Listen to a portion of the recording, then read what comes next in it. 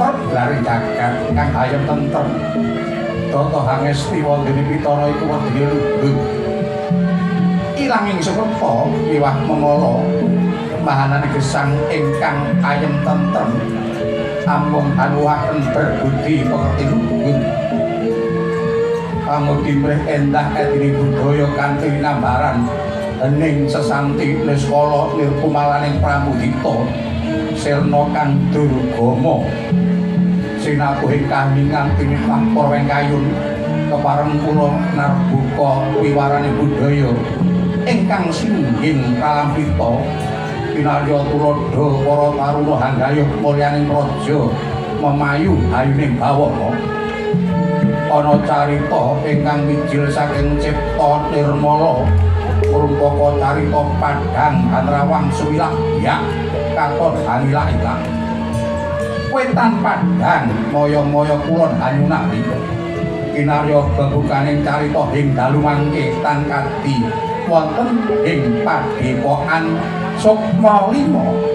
Inggih pertapan Suka Lima ana gunung cilik pucuking pinapar kinarya padepokan sakalangkung asri padepokan Sukma Lima inggih Suka Lima krana pasiten miring ingkang winaradin dadya talundakan sukuning arga sinumtraga ingkang weninging tirta kathah mina-mina ingkang mapya ing madyaning tlaga kayata wader lunjar wader parisak pepadane pating carwet lakune mubyar abyor kumerlap lampun Sinandra Pindha tintang asile pernah tepining talaga tinembang ijeming gegodhongan kang katingal ledung-ledung ijo raya-raya sinambung pepetetan kang sarwa pinarput miwah sesekaran kang samya abyor manca warna sekar mawar kenanga kandil melati menur dadu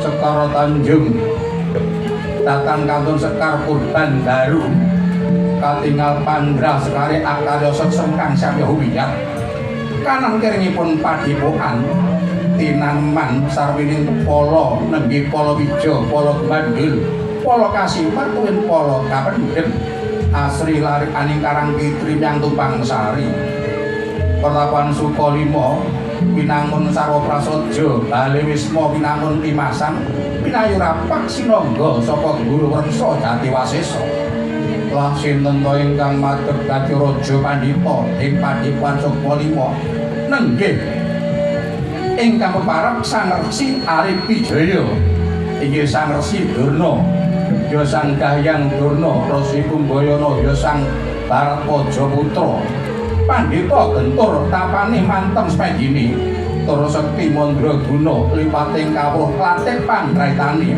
aga lembab pos kacakup datang kasamaran marang obako sing jagat nuju ari prayogi Sang Wikudibya miyos ing patrabaan dan ada para siswa jejanggan manguyu cantrik ulu guntung piwah hidung-hidung ingkang tinindhian cantrik Jembawan dantan Patara Dangu katungka praptaning panenggak Pandhawa satrunggul pawenang kekasih Raden Bratasena ya Raden Werkudara ya Raden Kusumayuda ya Raden Gandawastratmaja ya Sang Kusuma Dilaga ya Sang Jayaraga ya Sang Bayu Panutup kagyat Sang Pandhita pimulat praptane Sang Jayaraga dadya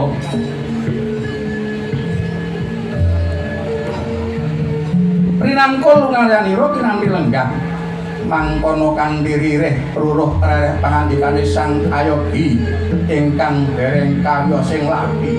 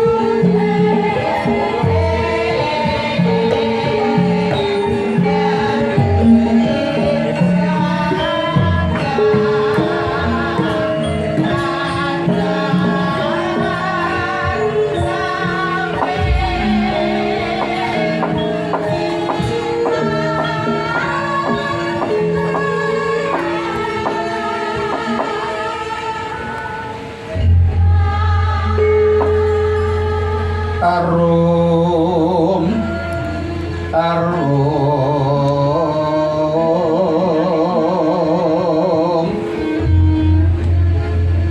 kandhane kang sekar gadong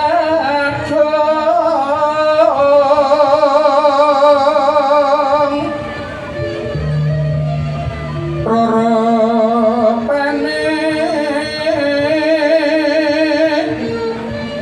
Taman Sari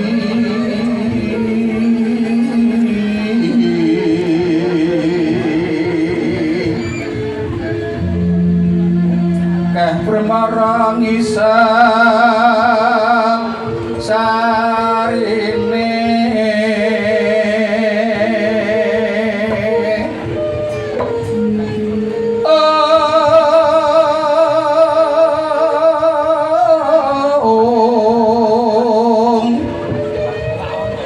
bergenggeng pindho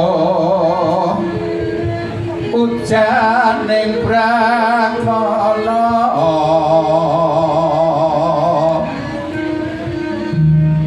Santi Jaya Jaya Wijayanti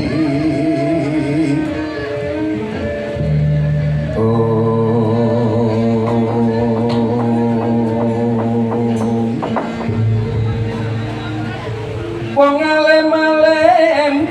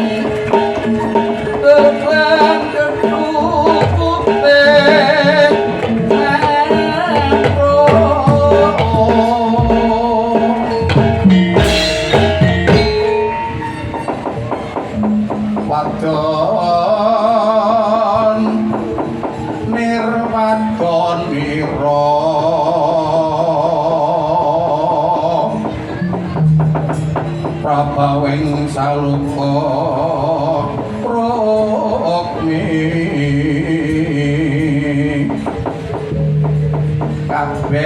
kabeh mung pangangkro tinggal ira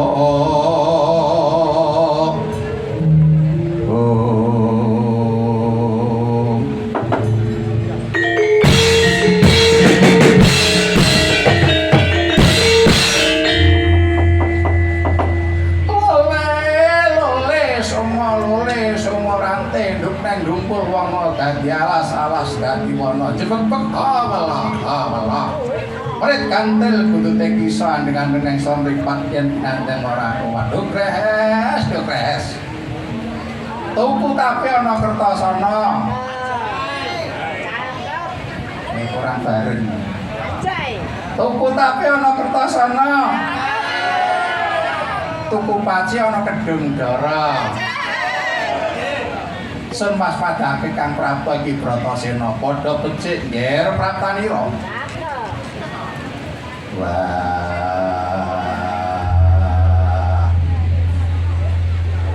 Lek tumembang meja. Aja kaget Bratasena Kang Prabu.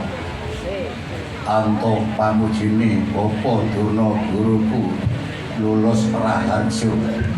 Ora ana panggonan sawiji apa basaku katura bapa Durna guruku.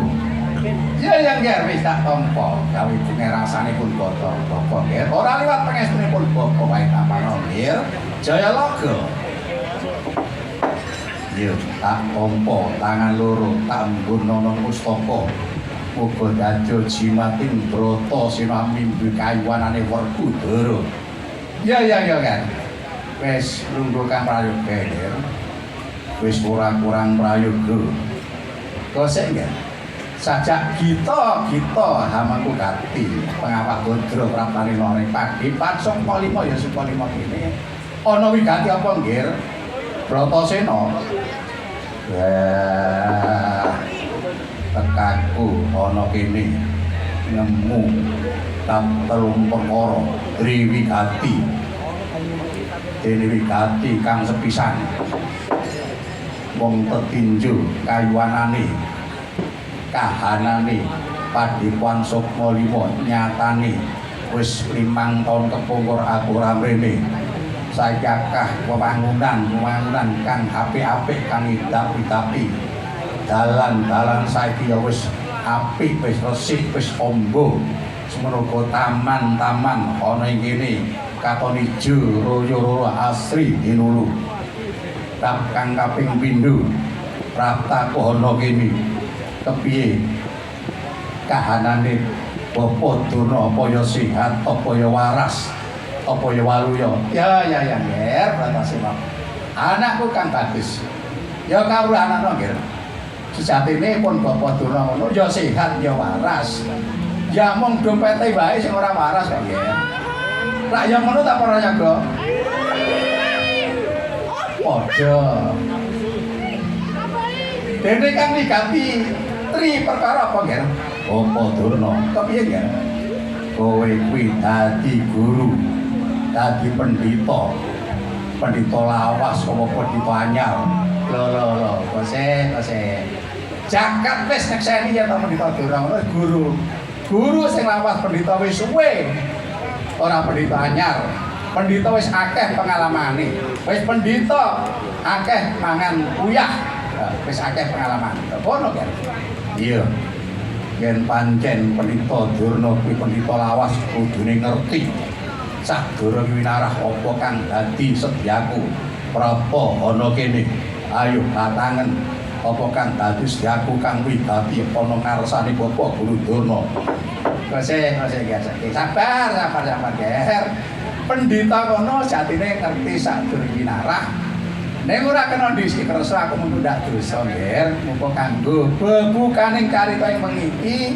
Ayo walupa crita nggih apa kang istya kita sedyanira ana ing pertapan Sukma 5 kene ya Sukma 5 kene nggih Bratasena. Iya. Dene praptaku ana kene. Aku memprihatinake marang uripku iki. Marang jiwa ragaku iki among awakku iki. Uripku mung ngalor ngidul klambrangan kaya wong edan ora ana gunane.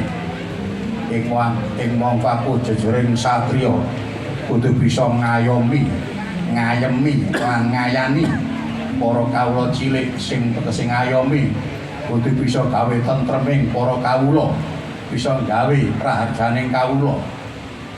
Kang kawula bisa ngayemi tegese bisa gawe senenge wong cilik.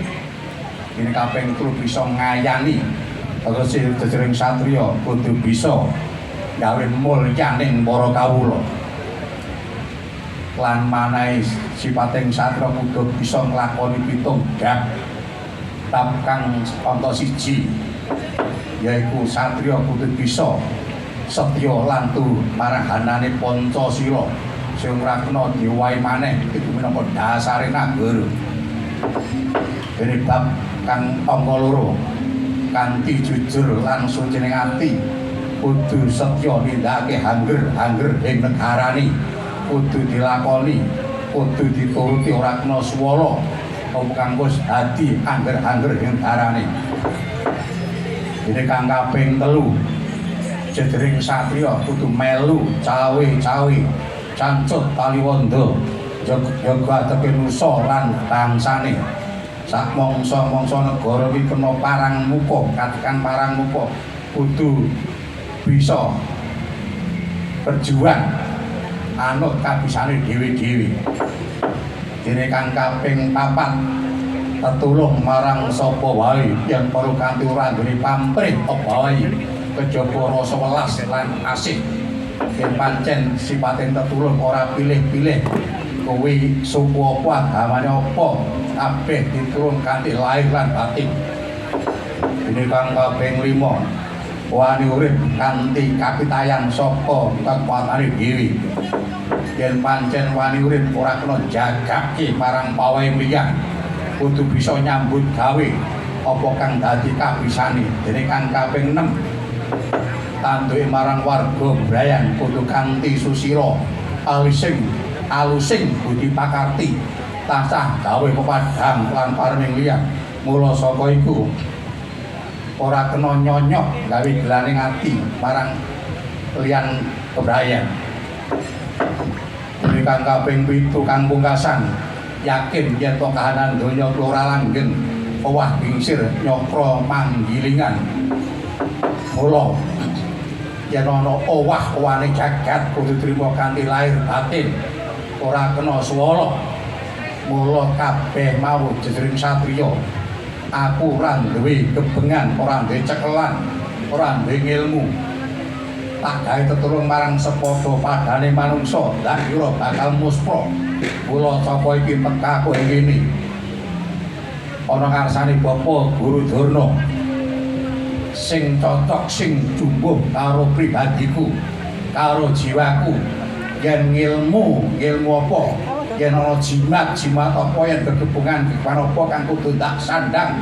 Mula saka iku prapta kene amung Bapa Durna kang bisa menehi ilmu kanggo jiwane Bratasena. Lenglenging driya mangu-mangu mangungkung kandhuhan rimang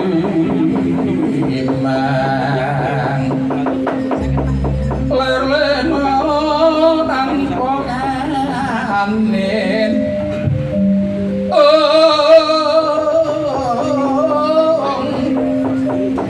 yen tantulusa sang Hyagutama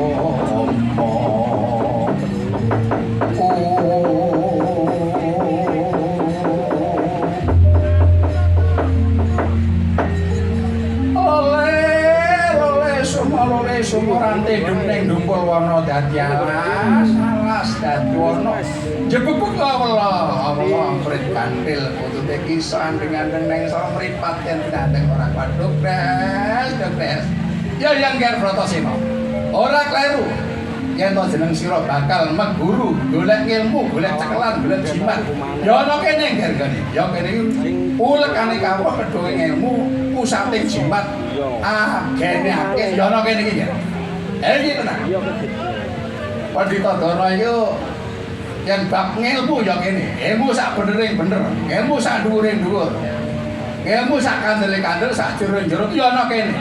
Nek liyane ngono ngilmu tiron, ilmu ora asli, ora wet. Ana kene ilmu sujar kanggo sawise urip. Ha iki tenan, ora umum. Buktine wingi lagi wae pemerintah kota Surabaya ngenake festival rujak ulek. Iki tenan. Akeh para pasarta sing rawuh sowan ana Pentapan Sukolimo jaluk cekelan, jaluk gimbolan, lho kabeh tak cekeli. Nyatane sing tak cekeli gimbolan do menang kabeh entuk juara kabeh. Lah iki tenan ora mbujok, ora ngapusi. Contone iki ana enung sing tak gimboli ning sing kalah ming siji. Ya salah apa-apa diterimake wae. Oh, kirim enung kalah siji piye lumrah. Sing 5 ya menang kabeh. Kok kira-kira gimbolane pas sebelah ya. Tenan. Nang kene kudange ilmu, kudange kawruh. Arep belajar galang, nang kene ana gurune. Ya aku sing rebab. Arep belajar nyinden, ya ana kene ana. Tenang. Nek pengen belajar galang, belajar nyinden, Paranggana engko nek wis galange mudhun, ayo. Pak Dalang pinten nomor handphone pinten anak kula badhe belajar galang, badhe sinau sinden. Ana kene nggone. Arep belajar MC manten pambiwara ya ana kene nggone. Ora ketang. Ala kaya tanpa rupa. Bapak Durna iki ya gurune pambiwara, pawiyatan pambiwara. Ora omong iki tenang. Ya ben badhak panggono. Ah, ayo nek belajar sinden ana tenan. Lah iki seksine ya ana. Ayo dicoba. Kayak apa? Ayo. Yaiku Gandang gula Banyumas. Nah, telu Mas Broto. Lu ayo coba. Ya, tenan iki. Tadi. Gandang.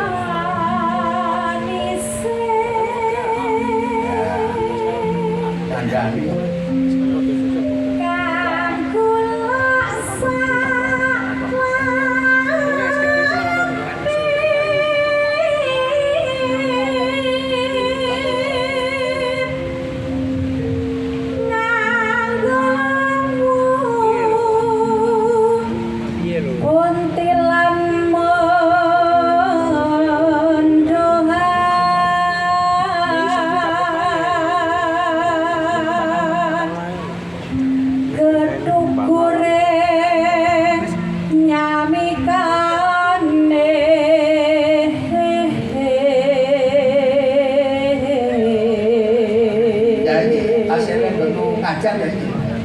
Ayo opernya kapan?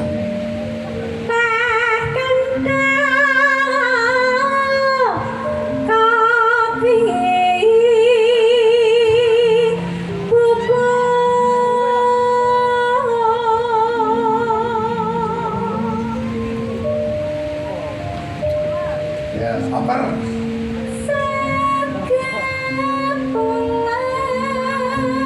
Foto mepet, oke.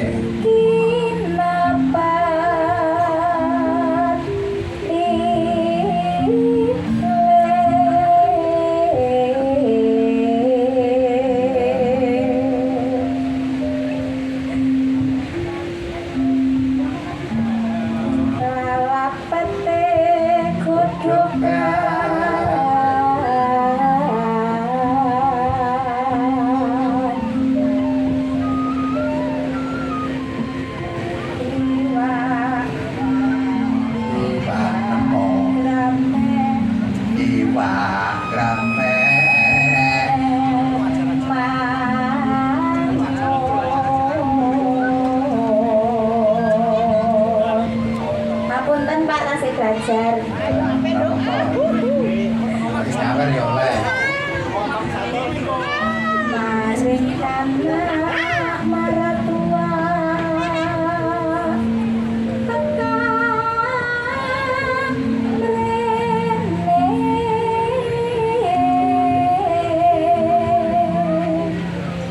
kula warga tambah manis sumangga pesta raja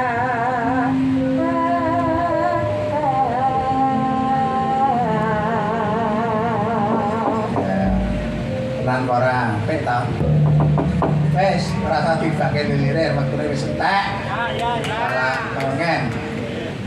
Padahal iki kok dipirsani luar biasa hebat Mas Bayu. Pengen delok gaprakane ya undangane luar biasa. Wes ngene gak tak cukup wae. Jeneng kita Bratasena, yen jeneng kita sipating pemimpin satriya kudu ilmu, kudu duwe ilmu kasampurnan nggih.